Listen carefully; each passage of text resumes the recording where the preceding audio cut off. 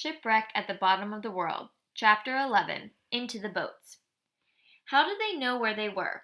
Since the outset of their voyage through featureless ocean and anonymous ice pack, the officers and crew of Endurance have been able to track their exact location and chart their zigzagging progress on their maps. This was before the use of radio signals to plot position, before radar, before satellites. They used a few basic instruments, some almanacs, and math. For centuries, map makers, astronomers, and navigators have marked the globe with imaginary lines of latitude, which are parallel to the equator, and are often called parallels, and lines of longitude, also called meridians, great circles that all run through the north and south poles. The meridians are perpendicular to the parallels on the surface of the globe.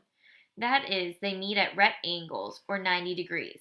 When a navigator knows his coordinates, the degree of latitude and degree of longitude he is at, he knows where on the wide blank ocean he is. But how does he know the latitude and longitude? Astronomers have long known that the celestial bodies, the sun, the moon, the planets, and the stars, follow regular and predictable paths through the heavens, and centuries of patient nighttime observation have produced detailed almanacs listing the daily positions of these bodies. As a navigator moves farther north or south, the height of a star above the horizon changes. Using an instrument called a sextant, the navigator can measure the height of the star above the horizon. Then, by referring to the almanacs and making some calculations, he can determine how far north or south he is. That is his latitude. No matter where on the globe the observer is, an accurate measurement of the star's height or altitude and the use of proper almanacs or tables will provide latitude. Longitude proved to be a harder puzzle to solve.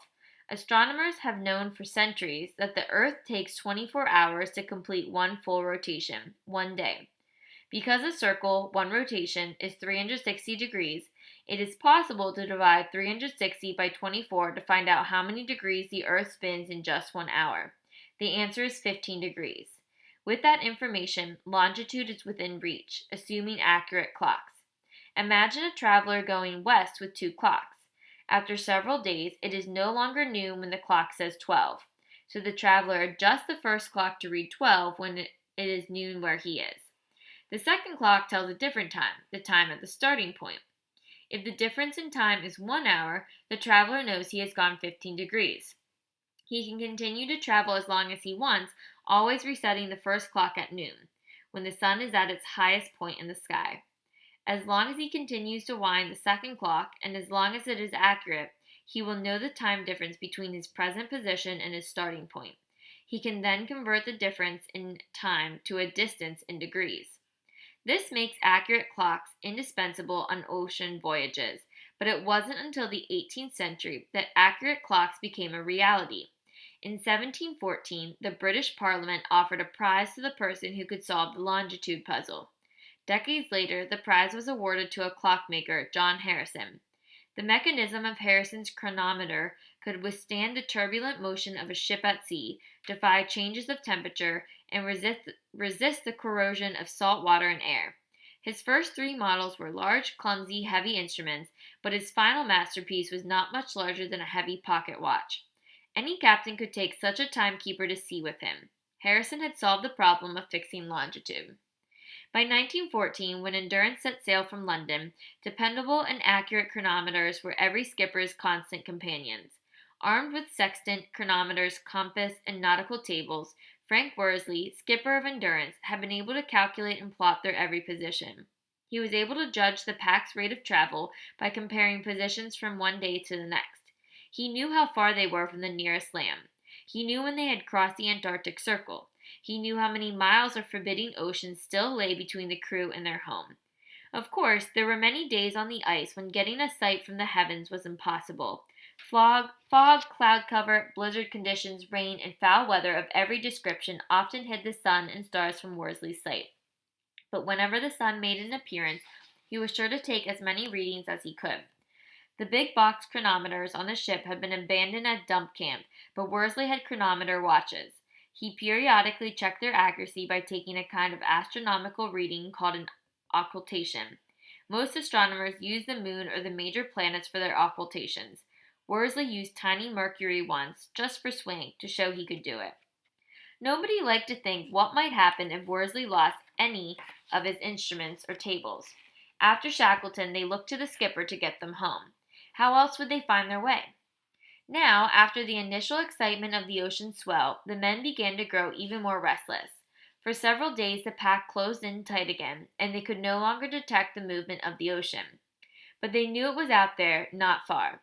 The weather was growing fouler every day as the Antarctic winter approached, with hard frost and cold rain. Ice began to build up under the sledge runners beneath the boats, and the crew had to shift the boats from one site to another to keep them from freezing in place. They had to be ready to launch at any moment. Every morning they lashed up and stowed their gear. But the ice around them still didn't open. On March 23rd, they spied land to the west, probably one of the danger islands at the entrance to Erebus and Terror Gulf, a scant 57 miles away. If the ice opens, we could land in a day, Hurley lamented in his diary. Yet the ice pack, with Patience Camp and its 28 frustrated and helpless men, drifted past. The men busied themselves with repairs to clothing and equipment, readying themselves for the next stage of the journey. Now there were always at least 2 men on watch as the stubborn ice began eroding. A biting southerly gale intensified the cold at the same time that the blubber supply ran alarmingly low. Hot food was limited to once a day. The other meals were cold and comfortless. 4 days after Patience Camp passed the Danger Islands, icebergs began bulldozing through the park. The bergs, with their deep bottoms caught in opposing currents, crashed in zigzagging paths through the ice as far as the men could see. Horrified, the crew of Endurance watched as one large berg began plowing in slow motion toward their position. Huge blocks of ice tumbled out of its path, and large floes were churned into chunks. Some of the men swallowed hard and shook hands with their mates. They all knew that if the berg plowed through the camp, there would be no hope of survival, and trying to get out of its unpredictable path was pointless. Shackleton scratched a match alight with his thumbnail, then lit a cigarette as the rogue iceberg blundered toward them. The men watched as it came closer and closer, breathing a sigh of relief when it veered away and passed them to the east. They were spared, for now. As March continued, the weather turned to rain and then to snow, and the men crawled into their damp sleeping bags in complete wretched misery. They were hungry, cold, and frightened. Fights broke out for the flimsiest reasons. Some men cried, their tears freezing on their bearded cheeks. The ice men began to believe that they would never be released from their prison. Shackleton did what he could to encourage his men, going from one tent to the next and asking how they were, or starting conversations on topics totally unrelated to their present dangers. Then, during the early morning hours of March 28th, their floe split in half. "Crack!" came a yell from Cheatham on watch. "Lash up and stow!" As the men struggled out of their tents, they saw 2 cracks running through their floe. The edges rose and fell in a strong swell. Each man knew his emergency orders. Some dashed to the boats and began heaving and cracking them out of the nice ice. Others broke down the camp and began stowing tents and gear. Macklin rounded up his team of dogs, the last of the dogs, and got them in order. Some of the men saw with alarm that their seal meat supply was on a piece of floe that was beginning to drift away in the heavy mist, so they jumped the widening crack and began tossing the meat over. Once all the men and gear were safe on the same piece of floe with the boats, they began to relax, only to have another crack split directly under the James Caird. Another scramble in the chilly, damp morning followed. Finally, they dared to eat a cold breakfast. Just as they were finishing, a leopard seal loomed through the mist, hunching itself across the ice. Wild ran for his rifle and brought the seal down with one bullet, and when the 11-foot-long animal was butchered, the men discovered 50 undigested fish inside its stomach. Minutes earlier, the crew had been on short rations eaten cold. Now they had 1,000 pounds of meat and at least 2 weeks' worth of blubber. Shackleton announced they would make a holiday feast on the seal's liver at lunchtime. And yet, in spite of the new bounty of food, it was time for the last dogs to go. It was obvious to everyone that the pack was breaking up all around them, and it would be impossible to take the dogs in the boats. Macklin harnessed his team for the last time and drove them some distance from the camp with Wild. Sick with regret, Macklin took his dogs one by one from harness. Wild took each unsuspecting animal behind a hummock of ice and quickly put a bullet in its brain. Then Macklin skinned and butchered the dog for meat and brought them back to camp.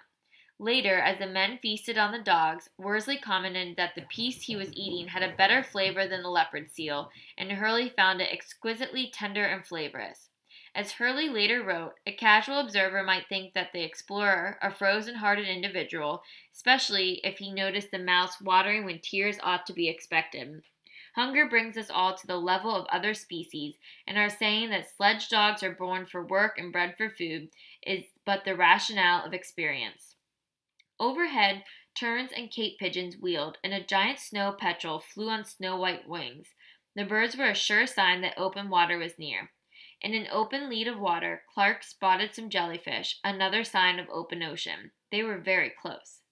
Shackleton now ordered the men to keep watch and watch, 4 hours and 4 hours off, and to sleep fully dressed in boots, mittens, and hats.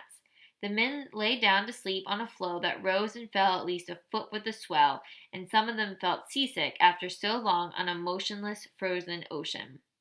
Our little boats may be compelled any day now to sail unsheltered over the open sea, Shackleton wrote in his diary, with 1,000 leagues of ocean separating them from the land to the north and east. It seems vital that we should land on Clarence Island or its neighbor, Elephant Island.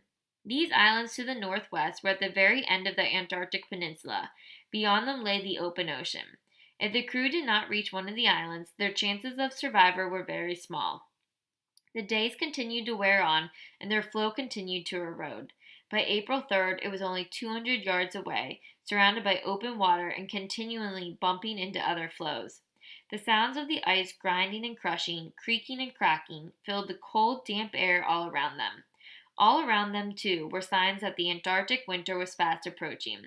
There were now 12 hours of darkness, and during the daylight hours petrels and terns fled toward the north. Squaws kept up a screeching clamor, and penguins on the move honked and brayed from the ice for miles around. Killer whales cruised the open leads, blowing spouts of icy spray. The tricks of the Antarctic atmosphere brought mock suns and green sunsets and showers of jewel-colored ice crystals. The floe beneath Patience Camp cracked again and again over the next several days. By April 8th, there were open leads of black water on all sides, and the floe was rising and falling 3 feet with the ocean swell. The ice pack, as far as the eye could see, was rippling with it, like a box of giant jigsaw puzzle pieces being stirred by a giant hand. The floe was now a mere 50 yards across. The voyagers had traveled 600 miles since Endurance was first trapped in the ice. At 12:40 on April 8th, Shackleton gave the order, "Launch the boats."